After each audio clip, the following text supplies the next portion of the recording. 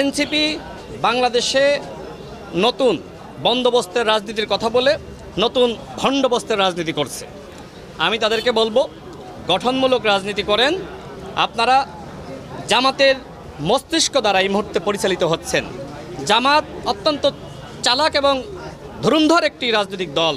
তারা নিজেরা দেখবেন বিএনপির স্থানীয় প্রতিনিধি তাদের সাথে আন্তরিকতা বজায় রাখছে এবং যে সময় সংসদ চলে সেই অধিবেশন চলাকালীন সময়ে মাননীয় প্রধানমন্ত্রীকে নিয়ে বেশ প্রশংসা করে বক্তব্য দেয় এবং অন্যান্য মন্ত্রীদের সাথে সাক্ষাৎ হলে বেশ প্রশংসা করে। আবার মাঠে গিয়ে দেখি যে তারা গণ অভ্যুত্থানের হুমকি দেয় এবং এমনকি এই এনসিপি নেতৃবৃন্দের মাধ্যমে নানানভাবে মাননীয় প্রধানমন্ত্রীকে এবং আমাদের মন্ত্রীদেরকে গালিগালাজ করাচ্ছে। দেখেন, এনসিপি বর্তমানে যা করছে এগুলো জামাতের পরামর্শই করছে।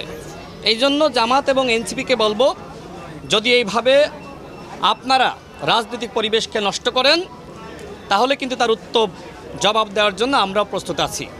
সিলেটে যে ধরনের ঘটনা ঘটেছে, দেখেন সেখানকার যে স্থানীয় এমপি অত্যন্ত জনপ্রিয়, তিনি কারাগারে থাকা অবস্থায় মেয়র নির্বাচিত হয়েছিলেন, তাকে আপনি গালিগালাজ করে ফিরে আসবেন আর সিলেটের জনতা সেটি মেনে নিবে, এটি তো হয় না। আমি বলতে চাই যে এনসিপির উচিত এই মুহূর্তে ইতিবাচক রাজনীতি করা। বাংলাদেশে তারা গণ অভ্যুত্থানে তাদের ভূমিকা আছে, কিন্তু আমি আগেই বলেছি যে কেউ মুক্তিযুদ্ধে ভূমিকা রেখেছেন, মুক্তিযোদ্ধা, আর এই জন্য তার পরবর্তী অপরাধ মাপ হয়ে যায় না। সুতরাং গণ অভ্যুত্থানে আপনি নেতৃত্ব দিয়েছেন, আপনি ভূমিকা রেখেছেন, এই জন্য পরবর্তীতে আপনি যে রাজনৈতিক অপসংস্কৃতি, আপনি যে রাজনৈতিক মাঠকে আপনি গালিগালাজের মাঠে আপনি তৈরি করেছেন, এইটার জন্য ভাই আপনার খেসারত দেওয়া লাগবে।